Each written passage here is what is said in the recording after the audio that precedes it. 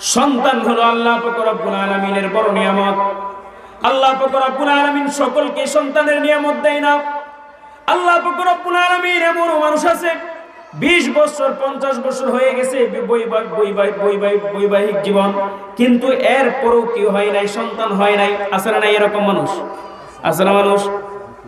মানুষের সন্তান হয় না, কত চেষ্টা করে মানুষের সন্তান হয় না। মানুষগুলা অপরাগ হইয়া আল্লাহ পাক রব্বুল আলামিনের কাছে কান্নাকাটি করে আল্লাহর কাছে বলে, গো মালিক, আল্লাহর কাছে বলে, মালিক আপনি তো আমাকে বৈবাহিক জীবন পার করার জন্য আমাকে জীবন সঙ্গিনী দান করলেন।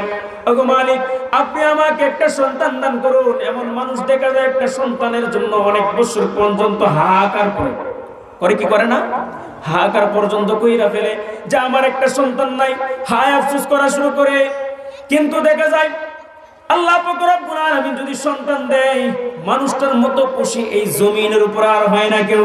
আছে না নাই?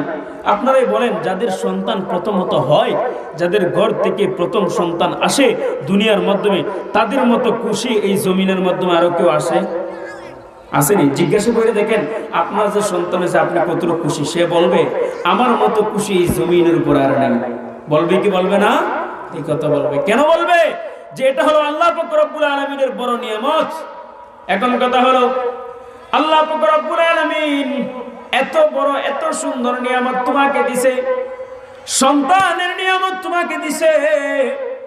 যেই সন্তানটাকে তুমি আল্লাহর রাস্তায় পাঠাইবা, যেই সন্তানটাকে তুমি আল্লাহর দিকে মনোযোগী করবা,